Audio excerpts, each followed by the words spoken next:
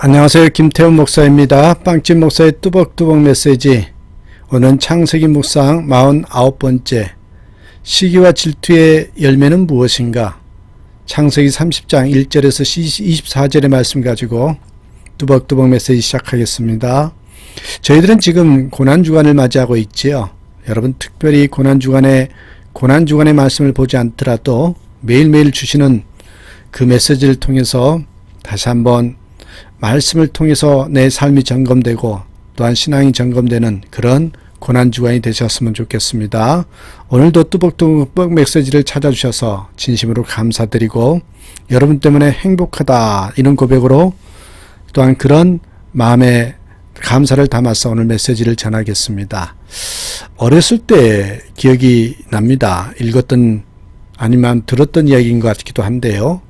그리스에서 전해지는 옛 이야기 가운데 이런 이야기가 있습니다.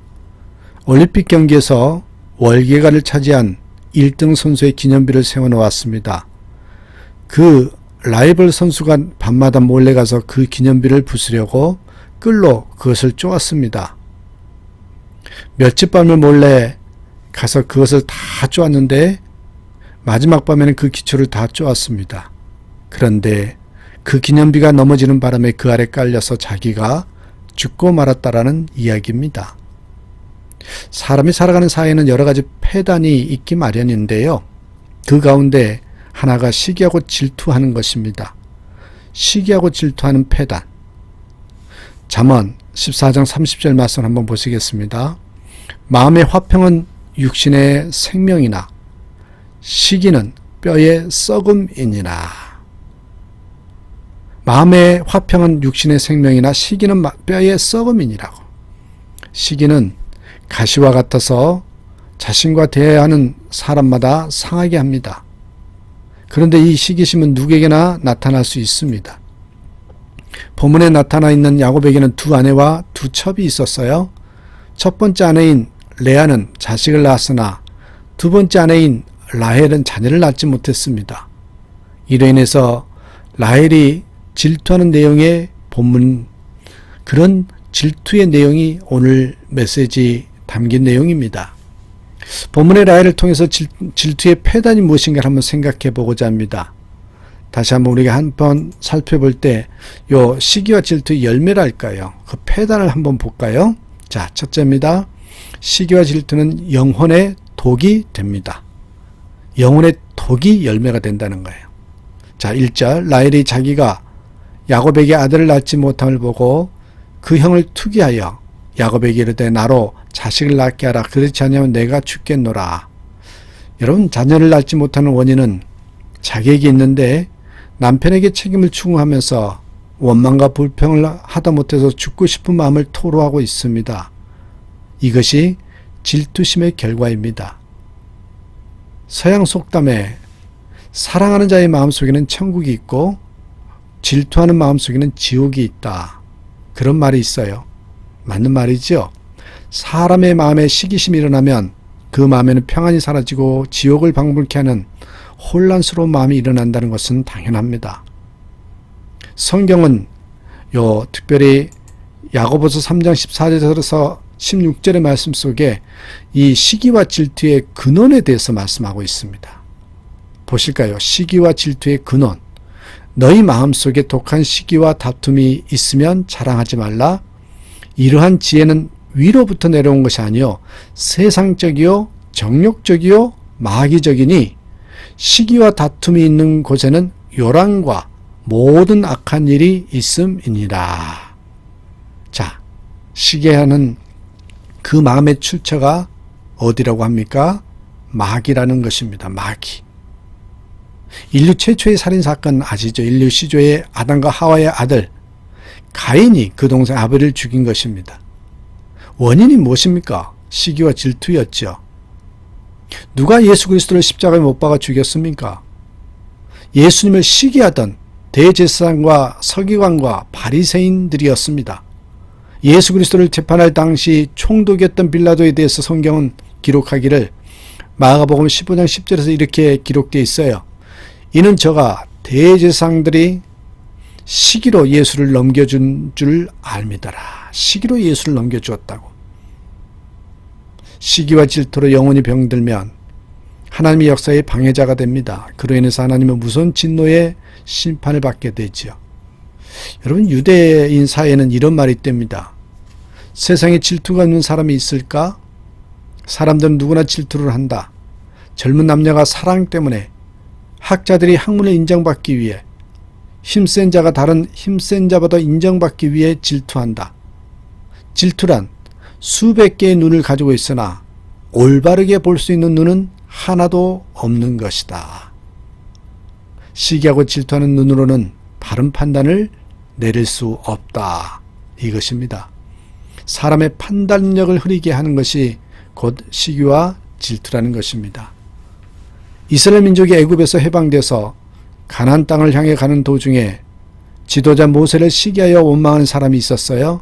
아론과 미리암. 이 두 사람은 하나님의 진노로 결국 문둥병자가 되지요. 그러므로 여러분, 잠언 14장 30절의 말씀을 잊지 마십시오. 마음의 화평은 육신의 생명이나 시기는 뼈의 썩음이니라. 두 번째입니다. 우리가 두 번째로 보실 것이요, 시기와 질투하면은 불신앙을 낳는다는 것입니다. 2절 말씀 보십시오.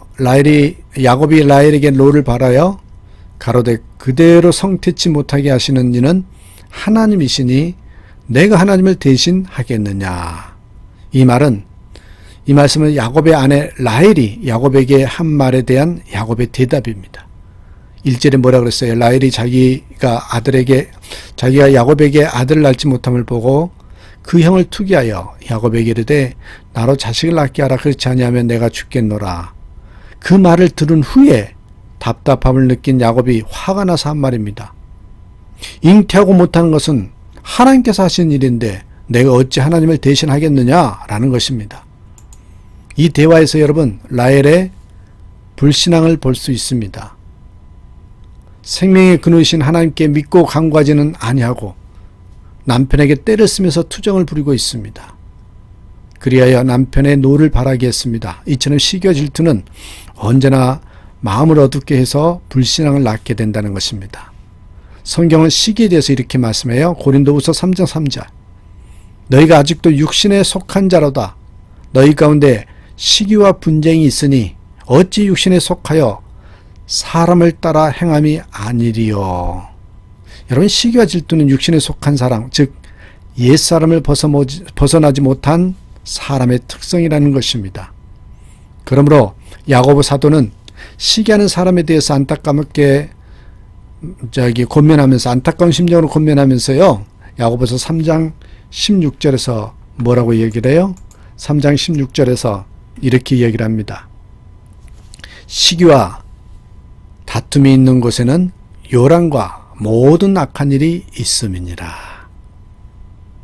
그렇습니다. 시기와 다툼은 세상에 속한 증거고 타락한 육신의 생각에 사로잡힌 증거이고 악한 마귀에게 미혹된 증거라는 것입니다. 시기와 다툼이 있는 곳에는 혼란과 악한 일이 뒤따르게 된다는 것입니다. 그러므로 결국 뭐예요? 시기와 질투는 불신앙으로 유인하는 사탄의 수법임을 알 수 있습니다. 잊지 마십시오, 여러분. 우리가 다시 한번 우리 신앙을 점검할 때 요 두 번째, 질투는 불신앙을 낳는다. 이 말씀을 기억해 주시길 바랍니다. 그 다음에 여러분, 세 번째로 한번 보실까요? 세 번째, 우리가 시기와 질투의 열매가 무엇이냐면은, 세 번째는 스스로 파멸의 함정을 파는 것이라는 겁니다. 시기와 질투는 스스로 파멸의 함정을 파는 것이다. 이스라엘 나라가 블레셋 나라 군대를 이끄는 골리앗 장군의 위협을 받고 있었습니다. 누구도 그를 대여하여 싸울 만한 힘과 용기가 없었습니다. 이때 소년 다윗이 물매를 들고 달려나가서 골리앗 장군을 죽여 나라를 건졌죠. 이로 인해서 다윗이 전장에서 돌아오자 수많은 백성들로부터 열렬한 그런 환영을 받았습니다. 근데 이를 지켜본 사울 왕의 마음속에는 다윗에 대한 무서운 시기심이 일어났습니다. 그때부터 시기심이 일어난 거예요. 다윗을 시기한 사울은 어떻게 해요? 다윗을 죽이고자 온갖 계책을 다 부려죠. 더 나아가서 수많은 군사를 동원해서 10년간 다윗을 죽이고자 찾아다닙니다. 하나님은 그때마다 다윗을 지켜주셨고 사울 왕에게는 진노하셨습니다.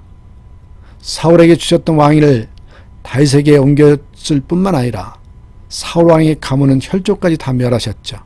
자, 어떤 결과예요? 무엇 때문에 이랬어요? 시기와 질투의 결과였다는 겁니다. 한순간에 그 시기를 품더니 평생 그렇게 살아버린 것입니다. 얼마나 무서운 결과입니까? 이탈리아에서 대단한 명성을 떨치고 있었던 화가 레오나르도 다빈치가 있었어요. 레오나르도 다빈치에게 플로렌스에서 온 이 참사관들이 플로렌스의 대형 홀을 장식할 그림을 부탁을 하지요. 아울러 당시 아직 세상에 잘 알려지지 않았던 젊은 무명 화가 미켈란젤로의 소문을 듣고 그에게도 그림을 부탁했습니다. 레오나르도 작품은 과연 그의 천부적인 재능과 명성에 걸맞는 만큼 화려했습니다. 그러나 미켈란젤로의 그림을 보았을 때는 이 플로렌스의 참사관들은 입을 딱 벌리고 말았습니다. 그의 그림 속에는 무의식적으로 표현된 불가사의한 그런 매력과 영혼의 정열로 그린 그런 모습들이 깃들여 있었던 것이죠. 그래서 젊은 화가 미켈란젤로의 천재성에 대해서 이야기를 하기 시작했고 이 소식을 레오나르도 귀에도 들어갑니다. 레오나르도는 또한 누군가가 이렇게 말한 소리도 들었어요. 이제 레오나르도는 늙었어. 이제 나이도 있지. 늙었다고. 그 이야기를 듣습니다. 이 레오나르도는 풋내기 화가 미켈란젤로에 대한 끓어오르는 질투로 가득했습니다. 미켈란젤로 때문에 자신의 명성이 실추되는 것을 견디기 힘들어했지요. 이로 인해서 그의 남은 생애 동안 자신의 천재성을 더 이상 발휘하지 못하고 아십니까? 어둡고 우울하게 보낼 수밖에 없었다는 것입니다. 이처럼 시기는 스스로 파멸의 함정을 파는 것입니다. 시기와 질투하는 마음은 거의 모든 사람 마음속에 있어요. 이를 이기지 못한 사람은 끝내 시기하는 대상을 죽이려는 음모를 꾸미기 시작하고 또 사람을 죽인 경우도 있습니다. 그러나 그것은 하나님의 저주의 심판을 자초하는 결과를 가져온다는 거 아실 것입니다. 그렇습니다. 그러면 시기와 질투의 원인이 뭘까요? 욕심에 찬 비교의식입니다. 본문의 라헬을 보시기 바랍니다. 자식을 잘 낳는 언니 레아와 비교한 결과입니다. 비교해보니 자식 잘 낳는 언니를 시기하고 질투하게 되지요. 비교해 보았을 때 나보다 더 나은 것을 발견하면 시기와 질투가 일어납니다. 시기와 질투심이 일어나면 그를 비방하고 헐뜯고 미워하게 되죠. 반면 비교해서 나보다 못한 것을 알게 되면 참 웃겨요. 이 비교하면요. 또 나보다 못한 것을 알게 되면 교만에 빠지고요. 그를 멸시합니다. 이 또한 타락한 인간의 특성 중 하나입니다. 여러분 이런 글이 있었어요. 한번 읽어드리겠습니다. 기대한 만큼 채워지지 않는다고 초조해하지 마십시오. 믿음과 희망을 갖고 최선을 다한 거기까지가 우리의 한계이고 그것이 우리의 아름다움입니다. 빨리 달리지 못한다고 내 발걸음을 아쉬워하지 마십시오. 내 모습 그대로 최선을 다해 걷는 거기까지가 우리의 한계이고 그것이 우리의 아름다움입니다. 세상의 모든 꽃과 잎은 더 아름답게 피지 못한다고 안달하지 않습니다. 자기 이름으로 표현한 거기까지가 꽃과 잎의 한계이고 그것이 세상의 아름다움입니다. 그렇습니다, 여러분. 내 모습 이대로 주님 앞에서 최선을 다해 살아가면 됩니다. 그것이 가장 아름다운 인간의 모습인 거죠. 시기하는 마음, 질투하는 마음의 정체를 분명히 알게 되기를 바랍니다. 시기심의 정체는 위에 계신 하나님으로부터 온 것이 아니라 마귀로부터 온 것임을 성경은 밝히고 있습니다. 그러기에 여러분, 한순간에 마음이 무너져서 시기와 질투함으로 내 신앙도 내 인생도 내 삶의 모든 발걸음도 무너지는 그런 삶이 아니라 다시 하나님 바라봄으로 넉넉히 이겨내는 저와 여러분의 삶이 되기를 주님의 이름으로 축복합니다. 감사합니다.